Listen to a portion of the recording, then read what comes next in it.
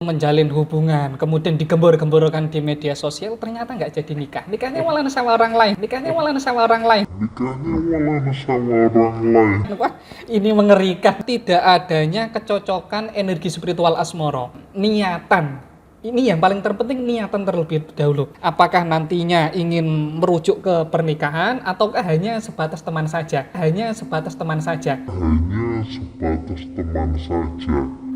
Anakku lapo iki lele. Assalamualaikum warahmatullahi wabarakatuh. Waalaikumsalam warahmatullahi taala wabarakatuh. Alhamdulillah kita bisa melanjutkan pertanyaan ke kisah berang alam. Pada sesi ini tentunya kita akan menanyakan tentang pandangan spiritual tentunya Ki, yakni mengenai isu yang beredar. Kenapa sih sudah pacaran lama tapi kok belum tentu menikah, itu kenapa? Ya. Untuk masalah hal ini kemarin itu di media sosial sedang rame. Ada si fulan dengan si fulana tiba-tiba itu menjalin hubungan, kemudian digembor-gemborkan di media sosial, ternyata nggak jadi nikah. Nikahnya malah sama orang lain. Wah, ini mengerikan ini. Semoga hal ini tidak terjadi sama sahabatku yang lainnya. Yang pertama, mengapa hal ini bisa terjadi? Yang pertama karena masalah tidak adanya kecocokan energi spiritual asmoro. Mengapa dalam hal ini dikaitkan dengan masalah energi spiritual asmoro?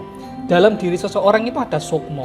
Sukmo ini yang bisa menyatukan antara sukmo yang satu dengan sukmo yang lainnya. Contohnya, ketika seorang ibu itu ada ikatan batiniah, ikatan spiritual dengan anaknya. Jadi ketika sang anak mengalami hal yang, mohon maaf, dalam hal ini hal-hal yang buruk, jatuh dan lainnya, maka sang ibu bisa merasakan, wah, anakku lapo iki lele, semacam itu. Kemudian ketika pasangan memang adanya keterikatan energi spiritual asmoro, jika salah satu pasangan, apakah wanita, apakah laki-lakinya, dalam hal ini timbul perasaan kangen, timbul perasaan rindu, maka yang satunya akan merasakan hal tersebut.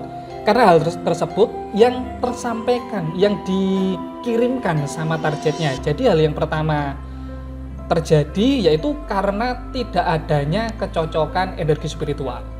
Nah, ini teman saya juga mengalami sebenarnya, karena dia merasa belum memiliki kemapanan finansial dan belum juga berani untuk bertanggung jawab penuh atas pasangannya. Jadi dia tuh belum berani untuk mengikatnya menjadi ke pelaminan begitu. Nah, apakah ini juga salah satu faktornya? Ya, begini, ketika seseorang melakukan niatan, ini yang paling terpenting, niatan terlebih dahulu. Niatan yang serius untuk menjalin mahlike rumah tangga, pastinya antara si fulan dengan si fulana ini harus ada kepastian. Contohnya, kalau pacaran ya kita menyebutnya ya, pacaran selama 3 bulan, yang fase ke-4 bulan ini harus ada kepastian apakah masih tetap pacaran saja ataukah nantinya dibawa ke jenjang pernikahan. Ini harus pasti. Kalau 3 bulan kecepatan Ki, ya 6 bulan lah kalau 3 bulan kecepatan. Di fase 6 bulan ini nanti ada hal yang harus dipastikan, ditentukan. Apakah nantinya ingin merujuk ke pernikahan ataukah hanya sebatas teman saja. Jangan digantung, kasihan si wanitanya kalau digantung ini. Baik, jadi gak memberi kepastian juga salah satu faktor yang membuat pacaran lama tapi gak menikahnya. Nah, terus ketika kita sudah menentukan, oh aku cocok sama orang ini, aku cocok sama si wanita ini gitu, tapi ada lagi yang menentukan. Kalau ini saya nggak tahu, makanya saya tanyakan.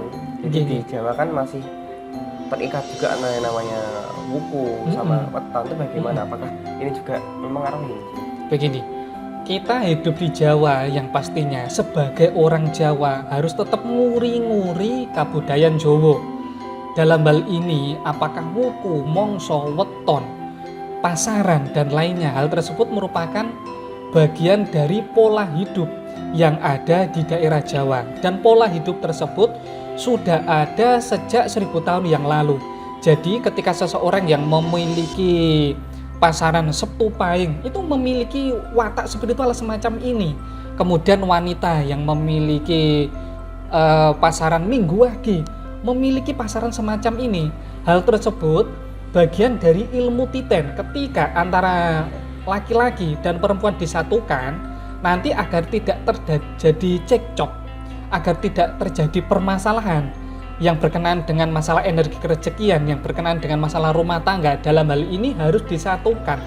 Dan untuk penyatuan ini ya memang terkadang ada yang tidak nyambung, karena yang satu ternyata lebih tinggi masalah hitungannya, yang satunya lebih rendah. Kemudian setelah dirembukan, setelah dimusyawarahkan sama anggota keluarga, waduh Duk, ternyata wetonmu hitungannya luwih cendek Duk, jadi ini mengkukue kalahan semacam itu.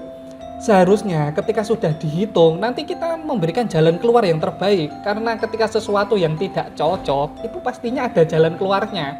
Bedanya, orang tua itu biasanya mengedepankan nafsunya. Wah nggak jadi, gini.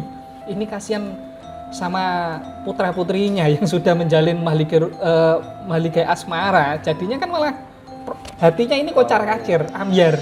Baik, jadi ini juga ternyata pengaruh ya, faktor orang tua ini juga pengaruh ya, dari kecocokan dan baik itu weton, muku, mongso. Tapi ada juga orang tua yang mempertimbangkan bibit, bebet sama bobotnya. Nah itu bagaimana? Seorang bapak ataupun seorang ibu pastinya menginginkan sesuatu yang terbaik untuk anaknya, baik laki-laki ataupun perempuan. Itu wajar, karena tujuannya nantinya ketika dapat orang yang pekerjaannya dalam artian finansialnya lebih bagus, nanti anaknya ini terjamin. Padahal ini rumus yang salah. Yang menjamin rezeki itu Gusti Allah, bukan masalah finansialnya. Ya, waktu rumah tangga, waktu awal-awal rumah tangga karirnya bagus, tapi kita kan tidak mengetahui kalau tiba-tiba setelah punya anak tiba-tiba di PHK gimana. Seperti kejadian yang macam ini gara-gara virus corona, kerjain enak malah di PHK terus dirumahkan bagaimana? Yang paling terpenting itu bener, saya setuju masalah bibit, bebet dan bobot ya.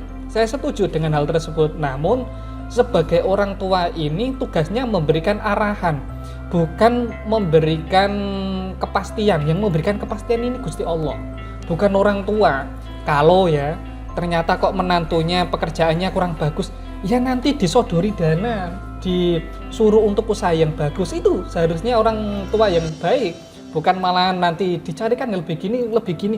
Lah nanti kalau dapatnya malah yang lebih terpuruk gimana? Ini malah yang kasihan wanitanya loh. Soalnya wanitanya ini nanti jadinya image di luarnya itu buruk. Wah, ojo nikah karo anake iku, jalukane aneh-aneh. Lah kan yang kasihan siapa ini? Wanitanya semacam itu. Baik. Jadi misalkan kita mempertimbangkan bibit sama bebet dan bobot itu bisa diatur sama yang di atas ya. Nah, ini juga berhubungan dengan misalkan kita semua sudah cocok dari suku monyet, orang tua cocok, budaya cocok, hukum cocok. Nah, tapi memang sudah lama sekali itu belum jadi dan belum bisa menikah, belum tentu menikah. Seperti yang di sosial media itu bagaimana? Ya. Yang terakhir itu kita tidak bisa memungkiri bahwa hal tersebut bagian dari nasib, ya harus diterima. Soalnya begini, dahulu itu ketika saya istri saya yang terakhir ya, dahulunya itu saya sudah pacaran sama si A, si B. Yang si A ini tidak cocok sama saya karena waktu itu pekerjaan saya kurang baik. Yang si B ini tidak cocok sama saya karena si B ini ternyata selingkuh. Lah ini gimana? Ya karena nasib, akhirnya saya dipertemukan dengan istri saya yang terakhir ini, yang menjadi dambaan hati saya. Dan tugas seorang laki-laki itu tetap berjuang. Jadi ketika ditolak sama seorang wanita, jangan langsung kelentruk, jangan langsung langsung diem di rumah saja. Jalan-jalanlah. Mungkin jalan-jalan di taman ataupun jalan-jalan di mall. Nanti kalau ada mbak-mbak SPG kan lumayan. Siapa tahu jodoh. Menggunakan jimat pengasihan, taruh di dalam saku, kemudian baca doanya, khodam-khodamul sejati maujud dining ingsun luluhno atine. Lah mbake kan pastinya biasanya di sini ada name tag atau apa ya? Ada namanya, langsung sebut, nanti kenalan. Lah siapa tahu jodohnya. Jangan malah langsung di rumah sendirian, mengurung di kamar, itu malah membuat energi spiritual asmoronya ini semakin tertutup. Terus ketika energi spiritual asmoro tertutup, yang masuk dalam hatinya, yang masuk dalam pikirannya itu jin-jin fasik. Masa ingin jomblo seumur hidup? Kan subhanallah. Nah, baik. Kalau begitu jodoh wanita dan lelaki itu udah ditulis di Lauhul Mahfuz begitu ya? Benar. Jadi nggak perlu khawatir. Nah, ada nggak sih sarana atau amalan khusus untuk mempercepat datangnya jodoh atau lelaki wanita yang kita cocok dengan kita, yang memang baik begitu untuk kita? Ada. Ini yang muslim dahulu. Bagi seorang muslim sebelum sholat subuh baca Robbi inni lima anzalta ilayya min khairin fakir. Baca doa tersebut sebanyak 100 kali. Wah, saya ini non muslim gila. Kalau non muslim memang salah satu caranya dengan memanfaatkan sarana mustika jaran goyang ataupun mustika semar kuning. Bismillah. Fa insyaallah dengan wasilah ageman-ageman ini nanti Gusti Allah, Gusti Panguasaning Jagat memberikan jalan yang terbaik masalah jodohnya. Bismillah, insyaallah mudah. Baik, terima kasih. Kalau begitu cukup sekian tanya jawabnya ya. Ini tentang pacaran udah lama kok belum menikah. Terima kasih dari Kisah Berang Alam dan saya atas perhatiannya, semoga bermanfaat. Wassalamualaikum warahmatullahi wabarakatuh. Waalaikumsalam warahmatullahi taala wabarakatuh.